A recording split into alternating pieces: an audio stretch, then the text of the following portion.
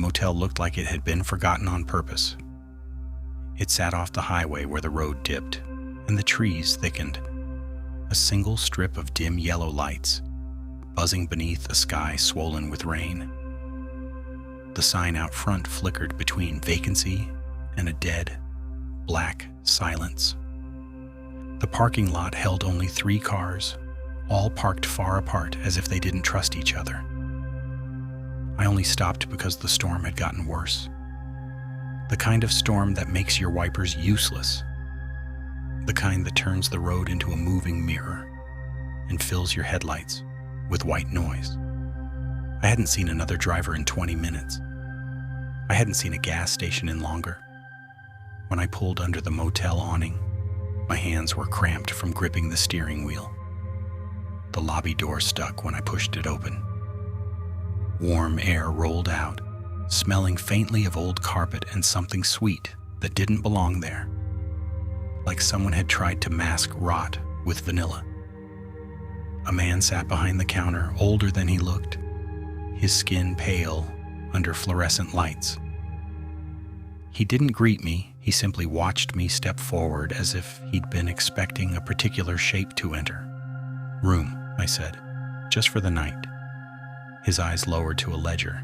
He didn't open it, he didn't need to. 17, he said.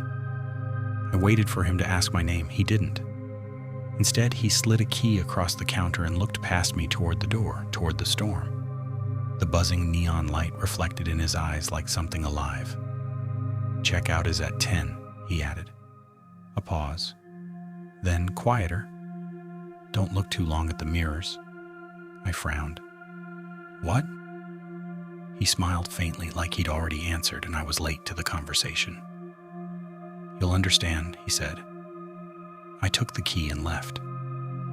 The hallway outside was narrow and dim, lit by tired bulbs that turned the carpet the color of old bruises. My footsteps sounded wrong, too loud for such a small space. The doors were numbered in chipped plastic, and every few feet a mirror hung on the wall. Long, rectangular, meant to make the hallway feel wider.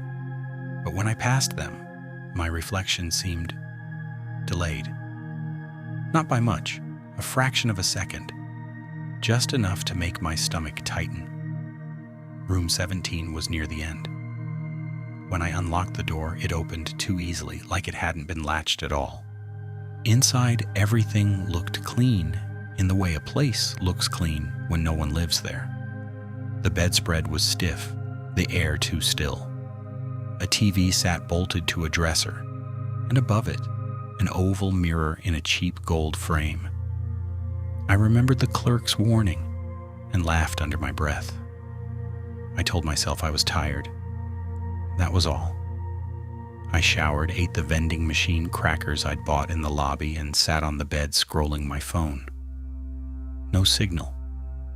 The storm had swallowed it. When the battery dipped low, I plugged it in and lay back. That's when I noticed something on the nightstand, a small flyer under the lamp. A missing person poster. The photo showed a woman about my age. Dark hair, calm smile, the kind of face you'd pass on the street without noticing. Her name was printed in bold.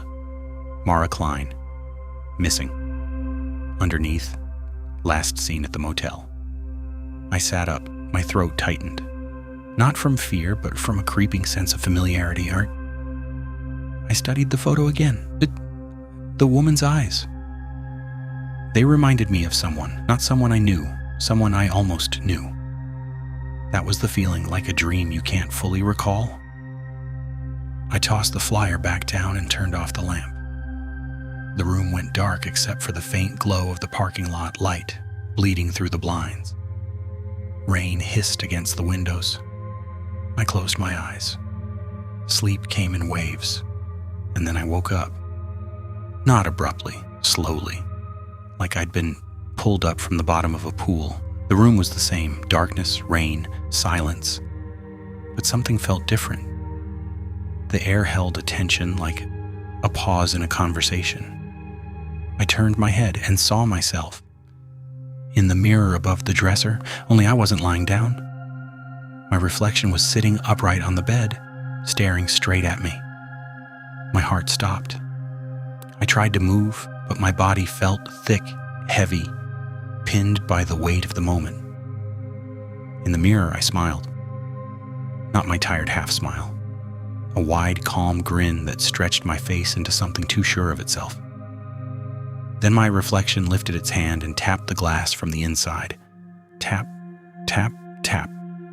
The sound was muffled like knuckles striking the inside of a coffin. I wrenched myself upright so fast the room spun. My reflection was upright too now, finally matching me. But it kept smiling. I stared at my own face until my eyes burned. "Okay," I whispered. "No, I'm done." I stood, crossed the room, and turned the mirror to face the wall.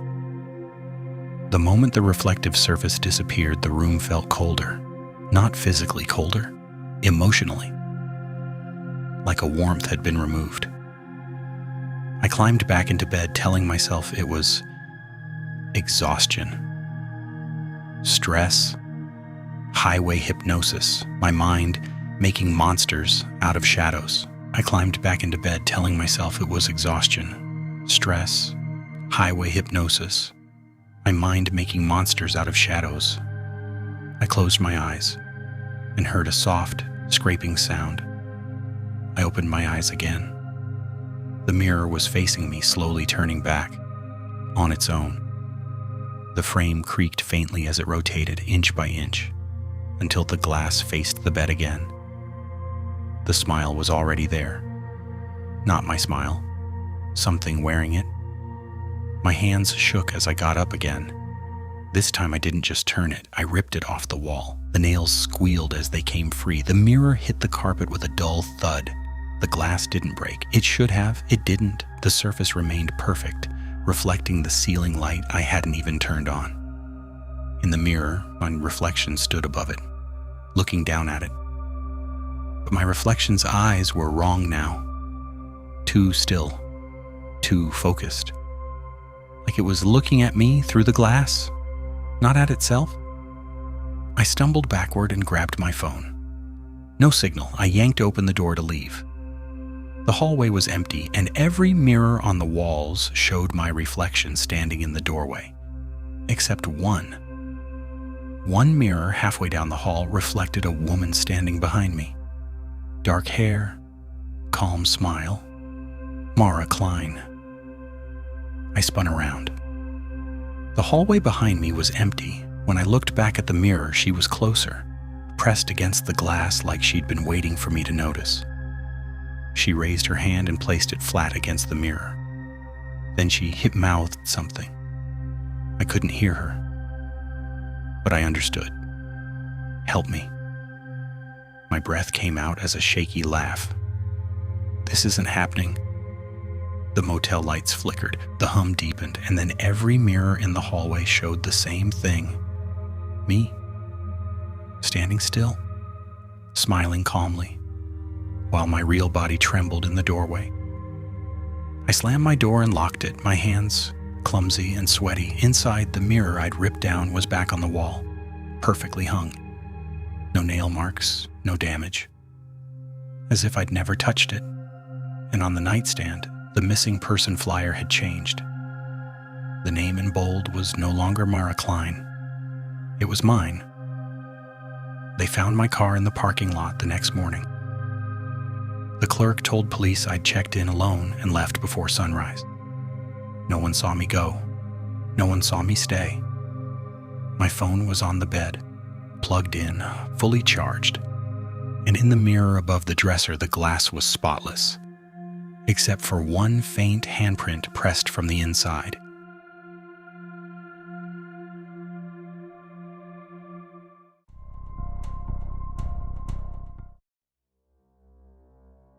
Three months later, my sister drove the same highway. She wasn't looking for the motel. That's the lie she told everyone afterward. But grief has gravity. It pulls you toward places you promised you'd never return to. My disappearance made the news for one day. Two, maybe, before the city moved on. People vanish all the time. Adults aren't as urgent as children. posters peeled off poles. My name became a whisper at family dinners, a careful absence. But my sister didn't let it become normal. She read every report, she called every number, she followed every rumor, and eventually she found the same detail, repeated like an infection. Last seen at a roadside motel, room 17. When she arrived, the storm was waiting. The sign flickered. Vacancy. The parking lot held only 2 cars. She walked into the lobby and felt that same stale sweetness in the air. The clerk looked up. He didn't ask her name. He didn't need to. 17, he said. She swallowed hard. No, I'm looking for someone.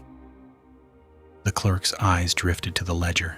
His fingers traced the cover like it was skin. People come here to forget, he said softly, or to be forgotten. I'm not leaving, she said. For a moment, something like annoyance crossed his face, an emotion that didn't fit him, like a mask slipping. Then he handed her a key anyway. Don't look too long at the mirrors, he said. She didn't laugh. She went straight down the hallway, heart hammering, passing mirror after mirror. Every reflection showed her face pale and determined, until one mirror showed her standing alone, and another showed her standing with someone behind her. Me, only my eyes were empty and I was smiling. She turned around. Nothing.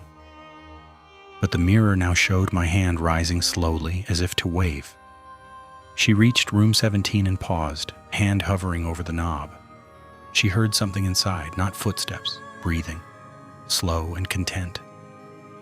She opened the door. The room looked normal, too normal, bed made, lamp off, TV silent, mirror above the dresser, and on the nightstand, a missing person flyer. Her own face stared up at her.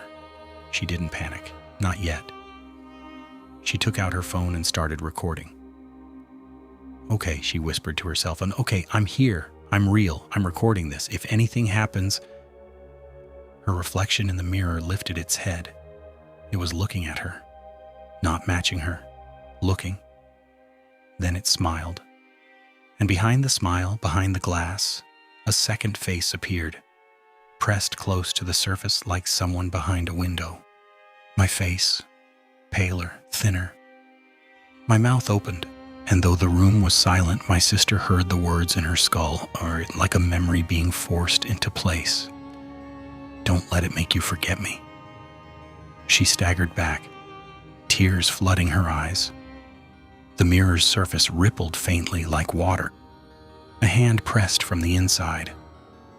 Mine. She lunged forward, grabbing the frame, pressing her palm against the glass. The surface was warm, too warm. And then her reflection grabbed her back, from the inside. Her own hand wrapped around her wrist, pulling. She screamed and yanked away, stumbling into the bed. The room shifted, not physically, but like a page turning.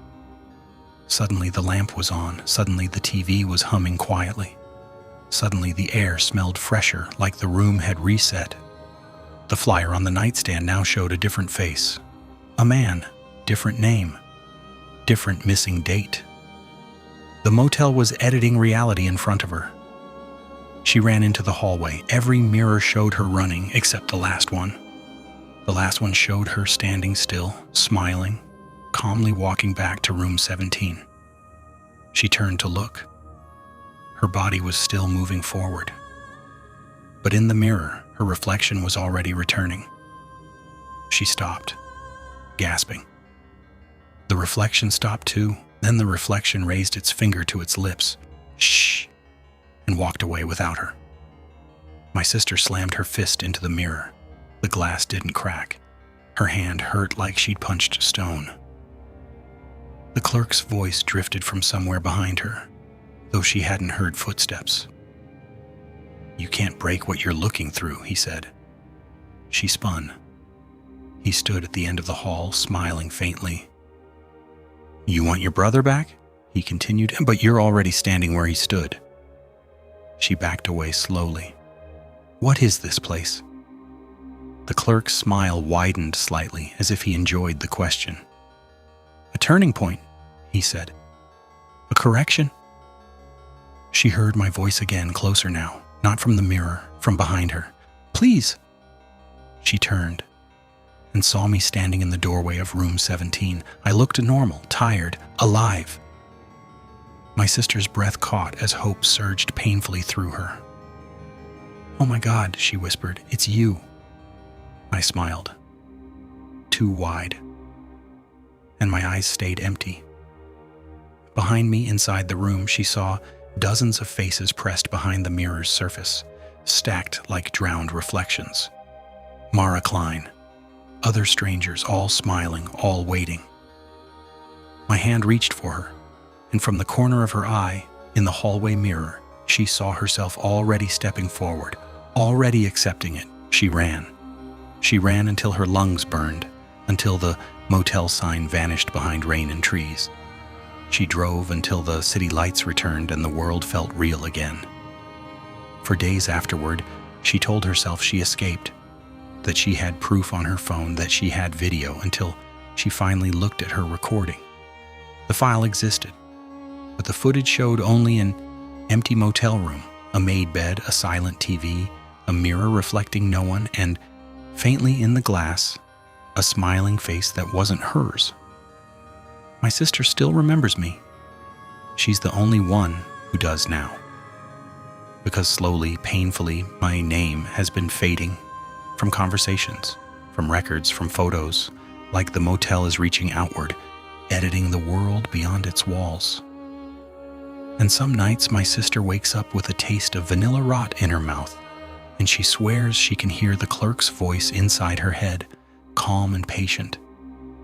"Find me another."